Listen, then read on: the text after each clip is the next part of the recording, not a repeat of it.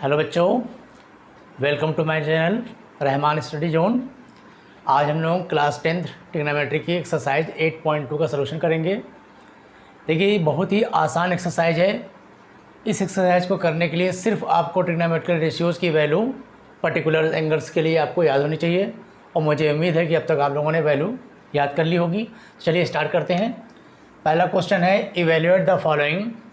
इसमें पहला पार्ट देखिए लिखा हुआ है sin 60 degree into cos 30 degree plus sin 30 degree into cos 60 degree. सिर्फ वैल्यूज़ पुट करनी है और उसको सॉल्व करना है और कुछ नहीं है इस लेसन में। देखिए, sin 60 की वैल्यू √3/2, cos 60 की value 1/2 plus sin 30 1/2, cos 60 1/2। Multiply कीजिए √3 2 2 ज़ा 4 प्लस 1/2 2 ज़ा 4। डिनोमिनेटर सेम है, न्यूमरेटर ऐड हो जाएगा। क्या हो गया? √3 + 1/4, दैट इज़ आंसर। पहला पार्ट कंप्लीट। सेकंड पार्ट देखिए इसका। सेकंड पार्ट में लिखा हुआ है 2tan² 45 plus cos² 30 minus sin² 60 degree. Values बताइए। tan 45 की वैल्यू 1। आपने बताया था हमने आपको कि जब भी किसी एंगल की वैल्यू हो और स्क्वायर लगा हो या क्यूब लगा हो तो पहले वैल्यूज़ लिखते हैं और उसके बाद जो भी स्क्वायर या क्यूब लिखा हो उसको नोट कर देते हैं। तो 2 × 1 का स्क्वायर प्लस cos 30 की वैल्यू क्या होती है? √3/2, इसका स्क्वायर कर दिया। sin 60 की वैल्यू √3/2, इसका स्क्वायर कर दिया। सॉल्व करते हैं। 1 के पावर 2 1 आएगा, 1 2 ज़ा 2 प्लस स्क्वायर करिए। √3 का स्क्वायर हो गया 3, 2 का स्क्वायर 4 माइनस √3 का स्क्वायर 3, 2 का स्क्वायर 4। ये 3/4 कैंसिल, 2 हमारा बच गया और ये ही आंसर हो गया। क्लियर है? थर्ड पार्ट देखते हैं। थर्ड पार्ट में लिखा हुआ है cos 45 degree upon sec 30 degree plus cosec 30 degree.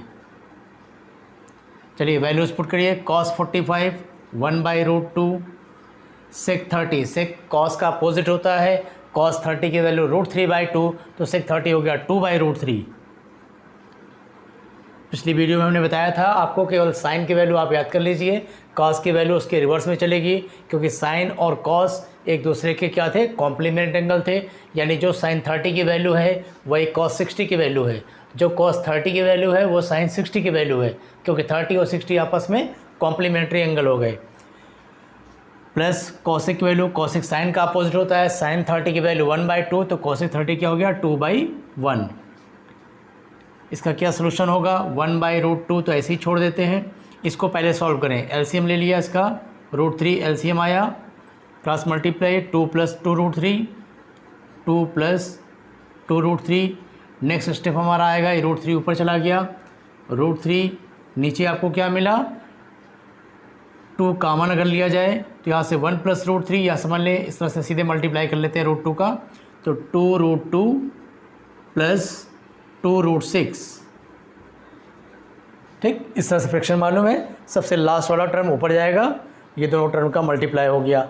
अब देखिए यहाँ पर इसको आंसर छोड़ा जा सकता है, लेकिन आपने 9th में पढ़ा था रेशनलाइज करने के लिए तरीका कि डिनोमिनेटर में कभी भी सिंबल लगाता आता है, इसको नो हटाते हैं। कैसे हटाते हैं? अगर 2 टर्म होते हैं तो बीच के सिंबल को चेंज करके ऊपर नीचे मल्टीप्लाई करते हैं, जिसको बोलते हैं रेशनलाइज करना। तो इसको हम रेशनलाइज करेंगे। तो रेशनलाइज करने के लिए क्या करेंगे? √3 चाहो तो आप 2 कामन ले सकते हो, 2 कामन ले लें, अंदर बचेगा √2 + √6। और रेशनलाइज करने के लिए हमने क्या किया? √2 - √6 का ऊपर नीचे मल्टीप्लाई कर दिया। इससे क्या होगा? नेक्स्ट स्टेप हमारा आएगा, ऊपर तो इसका मल्टीप्लाई हुआ √6 - √18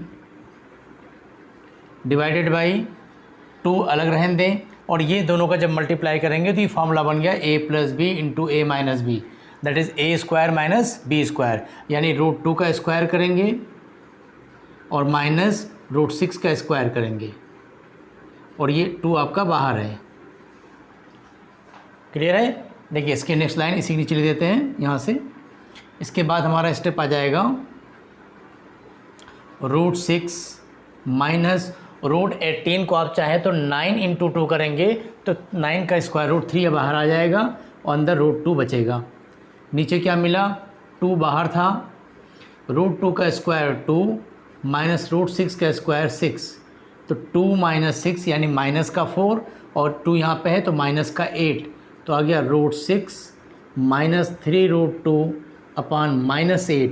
अब नीचे से माइनस को हटाने के लिए हम लोग क्या करेंगे, माइनस से ऊपर नीचे मल्टीप्लाई कर दें, इस टर्म को पलट दिया जाए, 3 रूट 2 आपका पॉजिटिव में आ गया, माइनस का रूट 6 बाई 8, ये हमारा आंसर हो गया। ठीक, तो ये 3 पार्ट हमारे पहले क्वेश्चन के हो गए। वीडियो को पॉज करके इसको स्क्रीनशॉट ले लें या इसको नोट कर लें।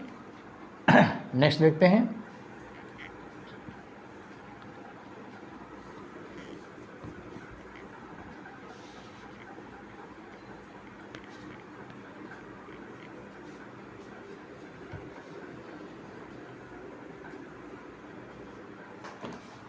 चलिए, थर्ड पार्ट हो गया, फोर्थ पार्ट देखिए, सेकंड हो गया, थर्ड हो गया।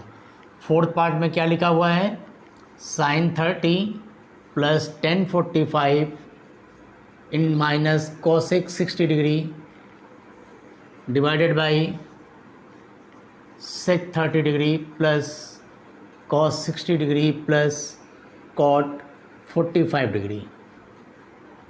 चलिए वैल्यू पुट करते हैं। साइन 30 की वैल्यू 1/2, 1045 1, कॉसेक 60, कॉसेक साइन का अपोजिट, साइन 60 की वैल्यू √3/2, ये हो गया 2/√3 डिवाइडेड बाई सेक 30, कॉस 30 होता है √3/2, ये हो गया 2/√3, कॉस 60 1/2, कॉट 45 1। सॉल्व करें।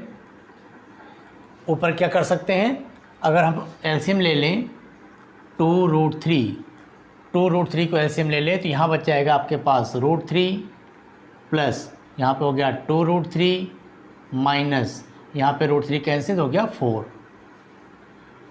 अपॉन, इसमें देखिए इसमें भी 2√3 हम लोग कॉमन ले रहे हैं, एलसीएम ले रहे हैं। ऊपर क्या बचा यहाँ पर, √3 कैंसिल, 2 हो गया 4 प्लस 2√3 और प्लस सॉरी यहाँ पर √3 बचेगा प्लस 2√3। इसमें क्या हुआ, 2√3 से 2√3 कैंसिल आउट हो गया। नेक्स्ट स्टेप हमारा आ गया √3 प्लस 2√3 माइनस 4 अपॉन में लिखा है 4 प्लस √3 प्लस 2√3। अब देखिए √3 और 2√3 दोनों ऐड होके हो गया 3√3 माइनस का 4, नीचे √3 और 2√3 दोनों मिलके हो गया 3√3 और ये प्लस का 4। ठीक, अब देखिए यहाँ पे रेशनलाइज करेंगे फिर तो 3√3 माइनस 4 का ऊपर नीचे मल्टीप्लाई हो जाएगा, यानी जब हम इसका रेशनलाइज करेंगे, रेशनलाइज करने के लिए हम लोग को क्या करना पड़ेगा, जो हमारा 3√3 था, 3√3 माइनस 4, नीचे है 3√3 प्लस 4, इसमें हमने मल्टीप्लाई कर दिया 3√3 माइनस 4 अपॉन 3√3 माइनस 4 से न्यूमरेटर और डिनोमिनेटर में मल्टीप्लाई कर दिया गया। इससे क्या होगा, ऊपर का जो स्टेप है 3√3 माइनस 4, 3√3 माइनस 4, ये बन जाएगा 3√3 माइनस 4 का होल स्क्वायर। लेकिन नीचे का जो स्टेप है वो a प्लस बी और a माइनस बी फार्मूला बनेगा, तो a square minus B square, यानी 3√3 का स्क्वायर माइनस 4 का स्क्वायर।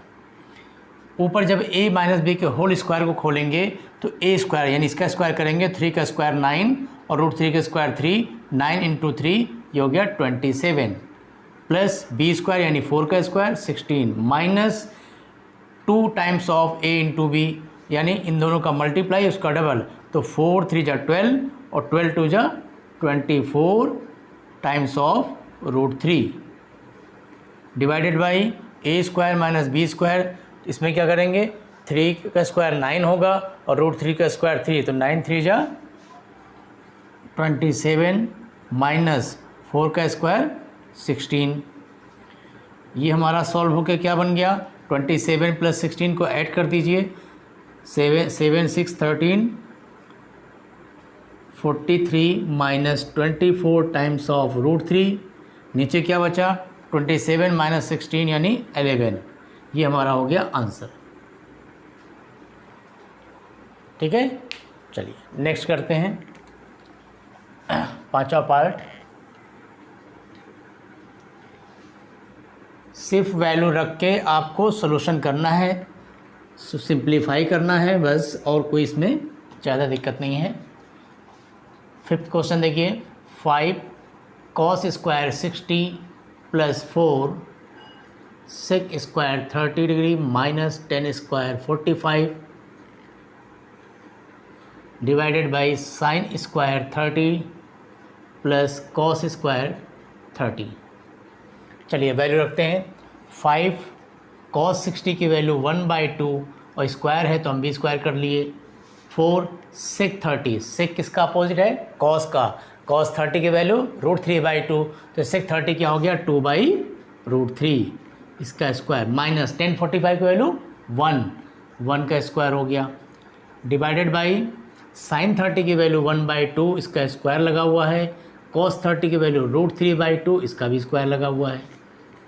चलिए इसको सॉल्व करें। 5 × 1/4 प्लस 4 × 4/3, 2 का स्क्वायर 4 और √3 का स्क्वायर 3 माइनस 1, नीचे क्या मिला 1/4 प्लस √3 का स्क्वायर 3, 2 का स्क्वायर 4। ये नेक्स्ट हमारा स्टेप बना 5/4 प्लस 16/3 माइनस 1 अपॉन 1/4 और 3/4 बन के हो गया 4/4, जो कि आपस में कैंसिल आउट होके 1 बन जाएगा। ये दोनों तो कैंसिल आउट हो गए, 1 हो गया। डिनोमिनेटर में जब 1 हो गया तो डिनोमिनेटर को हम लोग ख़त्म कर देंगे, सिर्फ न्यूमरेटर को नोट करेंगे। तो नेक्स्ट लाइन हमारी हो गई 5/4 प्लस 16/3 माइनस 1।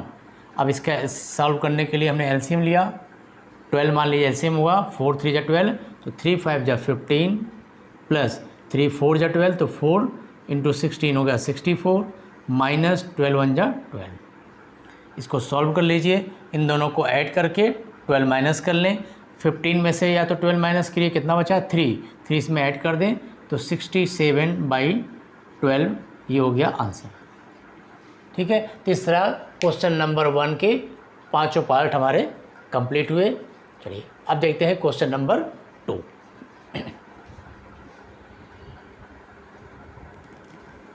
चलिए देखिए क्वेश्चन नंबर 2, इसमें देखिए कह रहा है 2 10 30 upon 1 plus 10 square 30 is equal किसके होगा, 4 ऑप्शन दिए हुए हैं। देखिए अगर इसको वैल्यू रख के सॉल्व करते हैं तो ये होता है 2 10 30 की वैल्यू 1/√3 अपॉन 1 प्लस 10 30 की वैल्यू 1/√3 इसका स्क्वायर। सॉल्व करें तो ये हो जाएगा 2/√3 और नीचे हमारा हो जाएगा 1 प्लस इसका स्क्वायर करेंगे तो 1/3। और सॉल्व करते हैं 2/√3 ये हो गया 3 + 1 यानी 4/3। लास्ट नंबर सबसे ऊपर जाएगा तो 2 × 3 नीचे हो गया 4 × √3।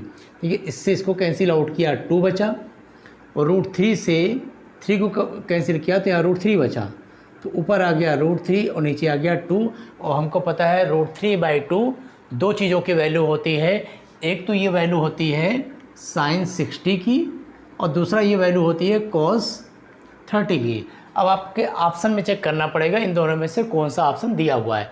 तो देखिए cos 30 जो है इसमें ऑप्शन में कहीं नहीं है, साइन 60 ऑप्शन दिया हुआ है ए, ये हमारा ऑप्शन सही हो गया।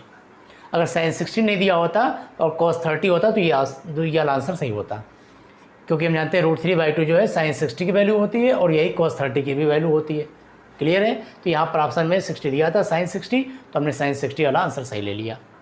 ठीक, पहला पार्ट कंप्लीट। सेकंड क्वेश्चन देखिए इधर, इस क्वेश्चन में क्या लिखा हुआ है 1 - 10 स्क्वायर 45। तो ये वैल्यू पुट करेंगे तो 1 - 10 45 की वैल्यू 1 होती है अपॉन 1 + 10 45 की वैल्यू 1, ऊपर हो गया 1 - 1, नीचे हो गया 1 + 1, ऊपर हो गया 0 / 2। तो 0 / 2 आपको क्या मिल गया 0, यानी ऑप्शन नंबर डी सही है। ठीक, थर्ड क्वेश्चन में आते हैं, sine 2a is equal to sine a is true when a is equal to, यानी इसमें से a का कौन सा एंगल रखा जाए, यहाँ पर a की कौन सी वैल्यू रखा जाए जैसे दोनों इक्वेशन इक्वल आ जाए, ये दोनों तरफ की वैल्यू सेम हो जाए।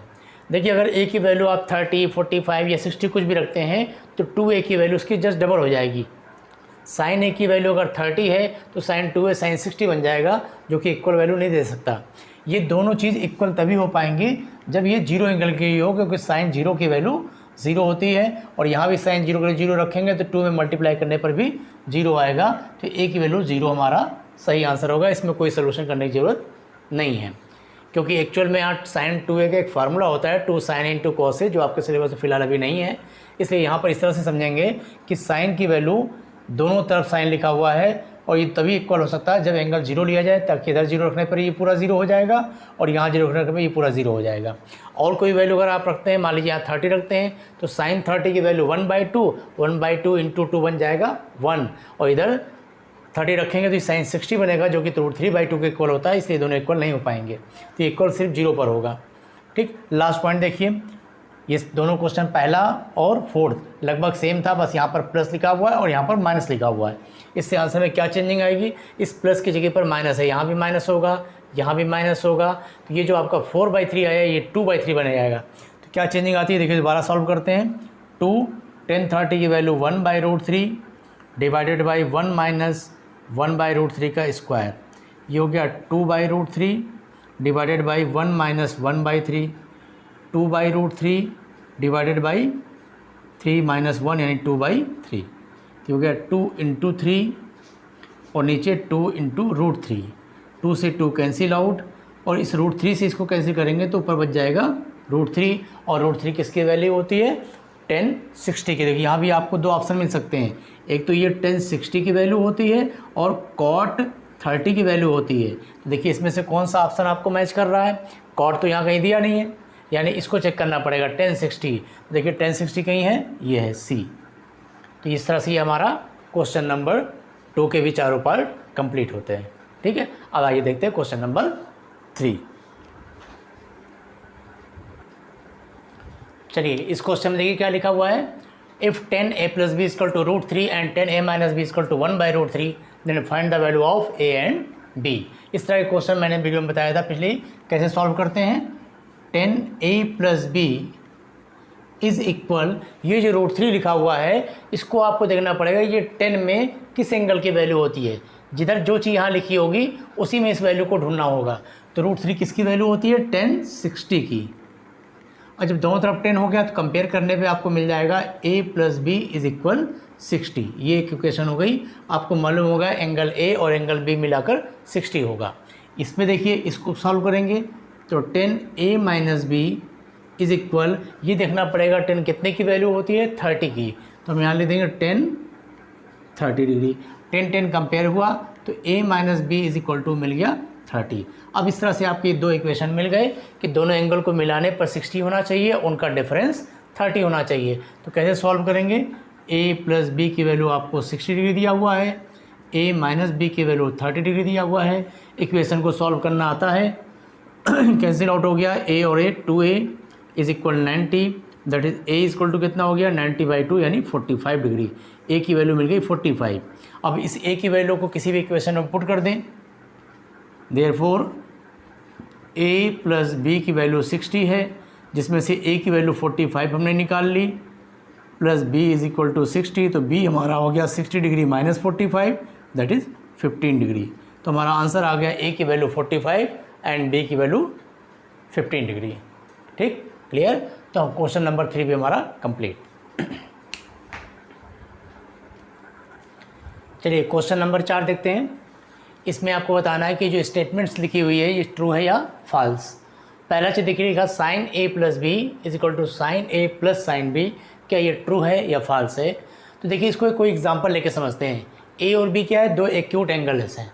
मान लीजिए एंगल a को हमने मान लिया 45 और एंगल b को भी मान लिया 45। तो अगर हम a और b दोनों को 45 ले लें, a is equal to 45 and b is equal to 45, ऐसा कोई ज़रूरी नहीं है कि हम a और b दोनों को सेम लें। आप एंगल a को 90 मान लीजिए, b को 0 मान लीजिए तो भी चलेगा, कोई भी दो एंगल मान लीजिए इसकी वैल्यू आपको मालूम हो, तो हमने ए को भी 45 ले लिया, बी को भी 45। तो अगर ये वैल्यू हम यहाँ पे क्वेश्चन में पुट करेंगे तो ये क्वेश्चन हमारी बनेगी साइन 45 + 45 दैट इज़ 90, और साइन 90 की वैल्यू क्या हो जाती है 1। और यही काम जरा राइट साइड में करके देखिए, इधर इधर ये आएगा साइन 45 + साइन 45। साइन 45 की वैल्यू 1/√2, साइन 45 1/√2 तो हो गया 2/√2। तो हम देख रहे हैं ये चीज़ और ये चीज़ सेम नहीं आ रही है, यानी लेफ्ट साइड और राइट साइड सेम नहीं है, इसका मतलब ये चीज़ ट्रू नहीं है, ये क्या होगा फॉल्स होगा।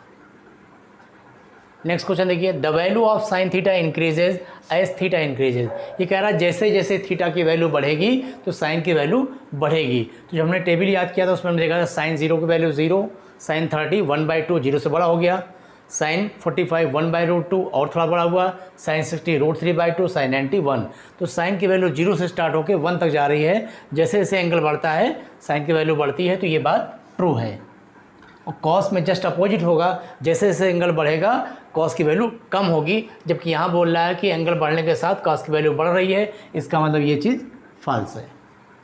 साइन थीटा और कॉस थीटा ये दोनों इक्वल होंगे for all value of theta. हम जानते हैं साइन 45 और कॉस 45 दोनों की वैल्यू सेम होती है, लेकिन केवल 45 के लिए दोनों सेम होते हैं, बाकी आपको मालूम है ये दोनों कॉम्प्लीमेंट होते हैं। जो साइन 30 की वैल्यू होती है वो कॉस 60 की वैल्यू होती है। इसका मतलब ये दोनों इक्वेशन जो है साइन थीटा और कॉस थीटा हर वैल्यू के लिए इक्वल नहीं है, यानी ये चीज़ भी आपकी फॉल्स हो गई। लास्ट है cot A is not defined for A = 0, यानी अगर ए की वैल्यू 0 हो तो कॉट नॉट डिफाइन आएगा। तो देखिए जब ए की वैल्यू आप यहाँ पे 0 रखोगे तो ये बन जाएगा कॉट 0।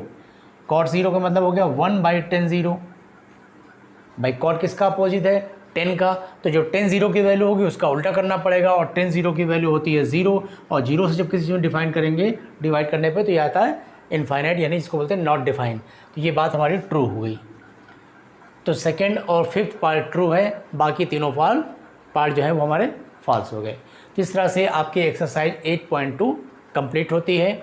नेक्स्ट वीडियो में हम लोग 8.3 की एक्सरसाइज करेंगे, और एक्सरसाइज करने से पहले 8.3 के ऊपर हमारा एक लेक्चर आएगा जिसमें हम लोग कॉम्प्लीमेंट्री एंगल्स क्या होते हैं उनके बारे में कुछ सीखेंगे, कुछ क्वेश्चन अपने मन से बताए जाएंगे, उसके बाद हम लोग एक्सरसाइज सॉल्व करेंगे।